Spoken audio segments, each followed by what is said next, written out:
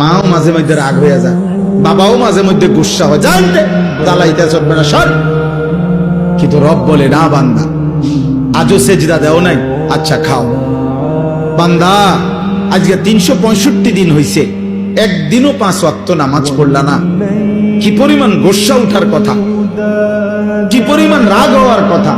আল্লাহ বলছে না না বান্দা, আচ্ছা ঠিক আছে, তবুও খাও, তবুও ঘুমাও, তবুও পান করো। কেন? আল্লাহ আমি যে রব, আমি যে ওরে লালন পালন করবো, দায়িত্ব নিছি, আমি যে ওরে বানাইছি, আমি যে আমার হাতে বানিয়েছি ওকে। এই জন্য আল্লাহ বলেন আর রহমানির রাহিম, আমি বড় দয়াবান, আমি বড় মেহেরবান। এই মেহেরবানির কারণে, দয়ার কারণে পরে আমি খাওয়াইতেছি, পড়াইতেছি। ও আমারে ডাকে না, কিন্তু আমি যে দয়াবান। ও আমারে একটা সেজদাও দেয় না, কিন্তু আমি যে মেহেরবান, আমি করবো কি? আমি কেমনে ওরে শাস্তি দেই? আমি আল্লাহ কেমনে ওর খানা বন্ধ করে দেই? আমি যদি ঘুম বন্ধ করে দেই, ও তো বাঁচবে না। ও আমি যদি তার পেশাবের সার্কুলেশন বন্ধ করে দেই, পেশাবটাও যদি ঠিক মতো বাহির না হয়, ও তো বাঁচবে না। ওর পায়খানা যদি একদিন আটকায়া থাকে, ও তো বাঁচবে না।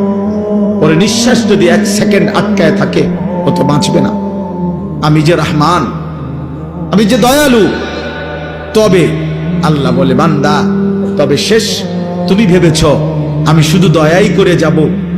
না রে বান্দা, আমার ব্যালেন্স আছে, আমার একটা ভারসাম্যতা আছে।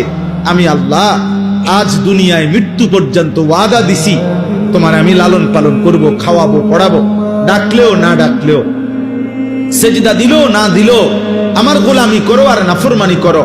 তবে মালিক ইয়াউমিদ্দিন, মনে রাখবা আমি কিন্তু বিচার দিবসের মালিক, আমি বাদশাহ, আমি রাজা ধীরাজ, আমি জব্বার, আমি কাহ্হার।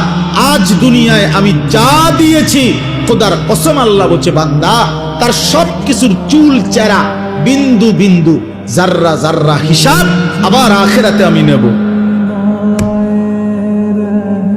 আমার একটা একটা নিঃশ্বাস, এক এক ঢোক পানি, এক একটা চোখের পলক, একটা একটা লোকমা আমি হিসাব